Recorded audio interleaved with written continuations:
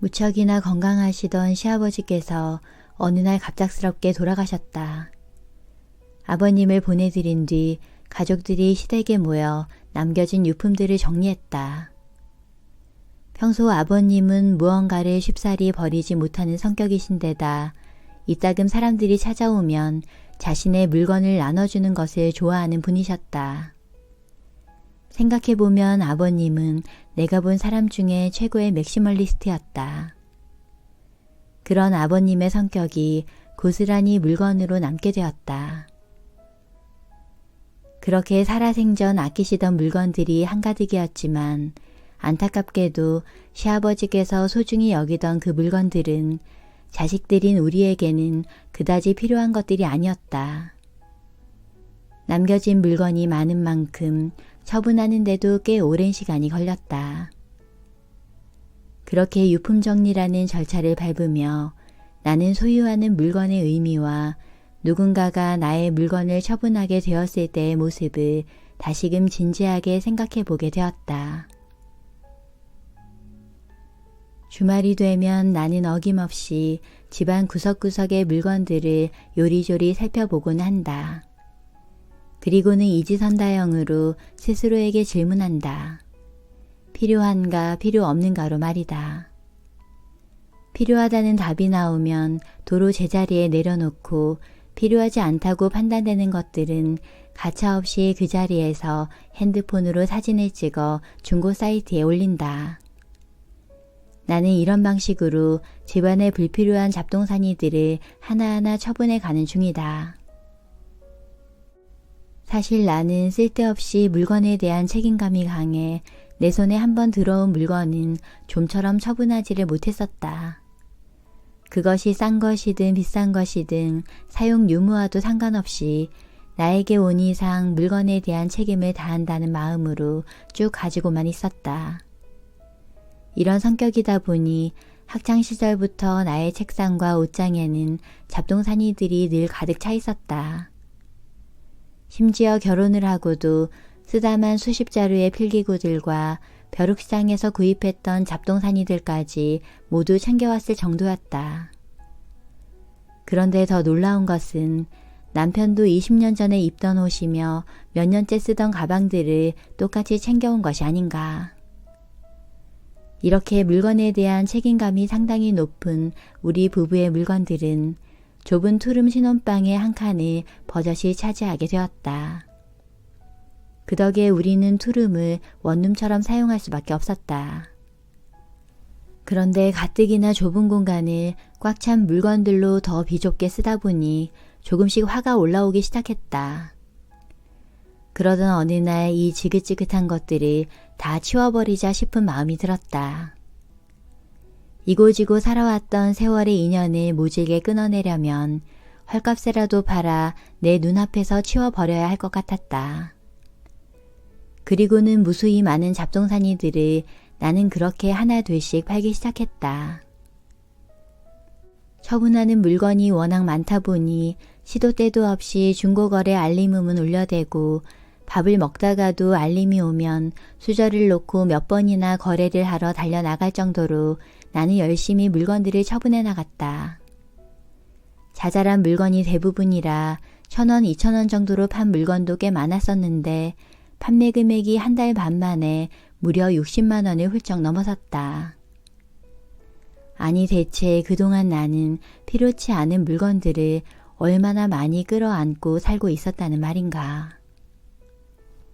생각해보면 내가 감당하지 못할 만큼의 많은 물건들을 끼고 살게 된 건 물건을 버리지 못한 문제도 있었지만 또 하나의 강력한 이유가 있었다. 나는 값이 싼 물건을 사는 일에 너무나도 관대했던 것이다. 길을 가다 매대에 수북히 쌓여있는 1,000원, 2,000원짜리 싸구려 잡동사니들을 보면 언제나 사고 싶은 마음이 솟구쳤고 그걸 하나 사면 오늘의 소소한 행복들이 생겨날 것만 같아 지갑을 쉽게 열고는 했었다. 가성비라는 말은 언제나 나를 강하게 유혹했다. 가끔씩 인터넷에서 사진만 보고 주문했다가 실패하는 일이 생겨도 그래도 싸게 산 것이니 괜찮다는 생각에 죄책감도 크게 들지 않았다. 가격 대비라는 말을 좋아하는 만큼 그에 맞는 물건들이 나도 모르는 새 엄청나게 불어나게 되었다. 그러나 물건을 처분하는 일은 드릴 때와는 달리 만만치 않았다. 아무리 헐값에 산 물건이라 해도 나름 애착을 가지고 있던 물건을 버리는 일도 판매를 하는 일도 여간 어려운 일이 아니었다. 그래서일까? 여전히 나는 아기자기하고 저렴한 물건들을 발견하면 본능적으로 마음이 이끌리지만 차후 그 물건을 처분하게 될 때를 떠올리면 그 번거로운 일을 또다시 하고 싶지 않다는 생각에 구입하고 싶었던 마음이 사그라짐을 느끼고는 한다. 쉽지 않았던 물건 처분의 경험이 저렴한 물건에 쉽게 혹하는 나를 어르고 달래주는 역할을 톡톡히 해주고 있는 것이다. 만약 내가 가난하지 않고 돈이 많다면 나는 당장 내일이라도 일을 그만둘 것이고 한 달에 얼마를 썼는지 계산기를 두드리지도 매일 쓰던 가계부도 작성하지 않을 것이다. 또 마음에 드는 것이 있으면 가격도 확인하지 않고 바로 살 것이다. 이런 나의 원초적 본능을 제어해주는 것이 바로 노동과 가난이었다. 나에게 가난과 노동은 동전의 양면이다. 가난을 멈추기 위해서는 노동은 필수였고 노동을 멈추면 가난은 또다시 나에게 한 발 성큼 다가왔다. 부자가 되는 일은 어렵지만 가난해지는 건 너무나도 쉽다. 마음에 들어 몇 번이고 장바구니에 담았다 빼기를 반복하던 원피스를 한 벌만 사도 통장 잔고는 금방 바닥이 나니 말이다. 그렇게 텅 빈 통장을 보며 나는 다시 노동의 힘을 얻고는 했었다. 어린 시절 우리 집은 가난했다. 홀로 언니와 나를 키우던 엄마는 생계를 책임지시느라 늘 바쁘셨고 5살 때부터 성인이 될 때까지 우리는 수많은 곳으로 이사를 다녔었다. 수시로 이사를 다녔던 걸로 보아 우리 집은 항상 월세였던 것 같다. 방세에 맞춰 보러 간 집들은 되게 좁고 낡았었다. 그런데 신기하게도 이삿짐을 풀고 나면 그 공간은 더 이상 허름하게 느껴지지 않았다. 화장실이 밖에 있고 매 시간마다 연탄을 갈아야 하고 물을 끓여 목욕을 하더라도 추위와 위험에서 지켜주는 공간이 있다는 것만으로도 집은 언제나 고마운 존재였다. 비록 집들은 허름하고 불편했지만 지금 돌이켜보면 그 안의 추억들은 감사하게도 따뜻하고 안전했었다. 일을 나간 엄마가 미리 차려놓은 저녁밥을 챙겨 먹고 나면 언니와 나는 까치발을 들어 찬장에서 프리마와 설탕을 몰래 꺼내 프리마 우유를 만들어 마시곤 했다. 프리마 1스푼에 설탕 2스푼, 거기에 미지근한 물을 부어주면 달달하고 밍밍한 프리마 우유가 만들어졌다. 우리는 두꺼운 솜이불을 덮고 앉아 사이좋게 프리마 우유를 마셨다. 프리마가 아까워서 가득 넣지 못한 탓에 흰색의 설탕물이나 다를 바 없었지만 프리마 우유는 진짜 우유보다 더 달고 맛있게만 느껴졌다. 뭐든 아껴야만 하고 모든 것이 부족하고 귀했던 시절이었지만 지나고 보니 그 순간들이야말로 가난했지만 부유했고 풍족했던 시간들이었다. 그때에 비해 모든 것이 넉넉해진 지금 나는 종종 지난 기억들을 회상하며 지금의 삶이 얼마나 부유하고 감사한지를 되새겨보고는 한다. 나는 지금 푼돈을 쓰는 생활을 하고 있다. 푼돈을 쓰는 삶이란 무리하게 벌지 않아도 된다는 뜻이기도 하다. 많은 돈을 쓰지 않기 때문에 그만큼 많이 벌지 않아도 되고 큰 돈이 없어도 살아가는데 전혀 부족하지 않으니 말이다. 어린 시절 100원짜리 아이스크림 5번을 참았다가 500원을 만들고 그렇게 모은 1000원은 5000원이 되고 결국 10,000원짜리 한 장으로 바꿨을 때의 기쁨은 아이스크림을 10개 사 먹는 기분과 바꿀 수 없을 만큼의 뿌듯함이었다. 나는 그때부터 푼돈을 모으는 즐거움을 알았던 것 같다. 그리고 그때나 지금이나 푼돈을 아끼고 모으는 일이 참 재밌다. 고급 레스토랑에서 스테이크 코스 정식을 먹고 몇십만 원짜리 금목걸이를 사는 것보다 나에게는 푼돈을 아끼고 모으는 일이 현실적이고 더 즐거운 일이다. 어차피 내 손에 잡히지 않을 수천 수억 단위의 금액보다 지금 당장 커피 한 잔에 케이크 하나를 추가로 주문할 수 있는 7,900원의 돈이 나에게는 더 와닿기 때문이다. 텔레비전이 없는 우리 집은 이사를 갈 때마다 방송국에 전화를 해서 매달 청구되는 2,500원의 유선비를 없애달라고 부탁한다. 2,500원이라는 돈은 아메리카노 한 잔값도 안 되는 별것 아닌 돈으로 보이지만 1년이면 3만 원이나 절약되는 금액이다.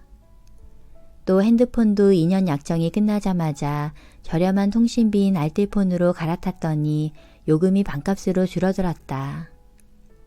안 쓰는 콘센트는 악착같이 뽑아두고 보일러 온도를 높이는 대신 내복과 수면 양말을 껴입는다. 마트에서 급하게 생수를 사지 않기 위해 외출 시에는 항상 물병을 챙겨 다니고 잦은 외식보다는 간식과 도시락을 챙기는 수고로움도 마다하지 않는다. 이렇게 생활에서 조금씩 절약하는 습관만으로도 있으나 마나한 푼돈이 절약되고 아낀 만큼 차곡차곡 쌓이게 된다. 물론 이렇게 푼돈을 아끼며 사는 모습이 전혀 우아하게 비춰지지는 않을 것이다. 돈만 있으면 쉽고 간단하게 할 수 있는 것들을 돈을 쓰지 않고 스스로 해야 하기 때문에 다소 수고롭고 번거로운 것도 사실이다. 하지만 나는 앞으로도 큰 돈을 획득하기 위해 아등바등 살지는 않을 것이라 그렇게 살기 위해서는 지금 하는 일이 당연하다고 생각하니 조금 더 부지런해질 수 있었다. 티끌은 모아봤자 티끌이라는 우스갯소리도 있긴 하지만 그렇다고 아예 모으지 않으면 티끌조차 없을 테니 앞으로도 나는 이 티끌에 만족하며 지금처럼 기쁘게 살아가려고 한다. 나이가 들어갈수록 나는 어떤 사람이 되어야겠다는 욕심을 하나씩 버리고 있다. 일단 똑똑한 사람이 되는 것은 진즉에 접었고 갑부 같은 희망 따위를 갖기엔 현실적인 나이가 되어버렸다.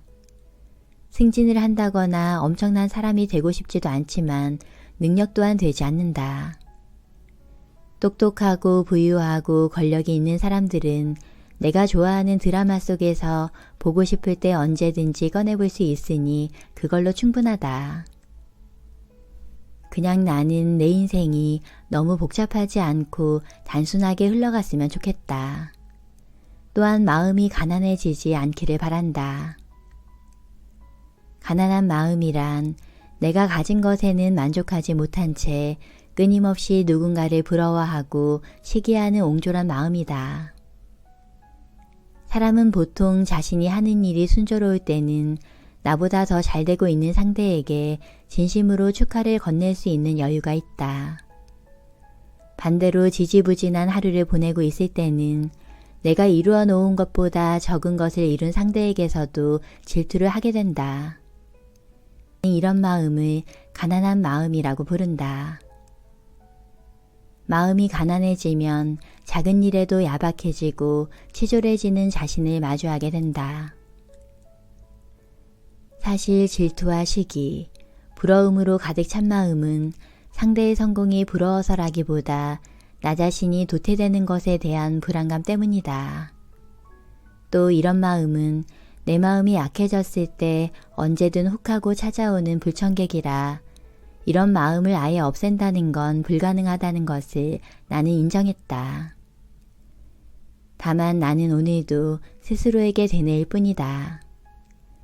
오늘 하루도 가난한 마음에 휘둘리지 말자고 주어진 것에 만족하며 솔직하고 담백하게 살아내자고 말이다. 지금 가진 것에 감사하는 마음만이 내일의 더 큰 만족을 만들어낼 수 있다고 생각한다. 앞으로의 나의 인생 또한 과한 욕심을 부리기보다는 있는 그대로 담담하게 가꾸어 나갈 것이다.